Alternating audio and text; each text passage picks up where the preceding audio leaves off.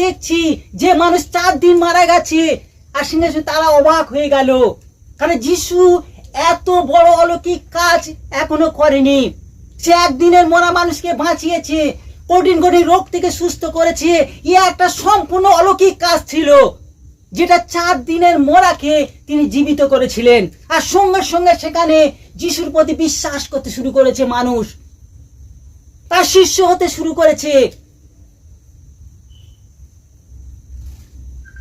আর যিশু আজকের যদি আমরা চিন্তা করি, যিশু যে বললেন যে পাথরগুলো তোমরা সরাও, পারলেও কিন্তু যিশু সরিয়ে দিতে পারতেন পাথর, পারলে যিশু সরিয়ে দিতে পারতেন, কিন্তু পাথর সরাবার কাজ ছিল আমাদের। এ পাথর সরাবো আমরা।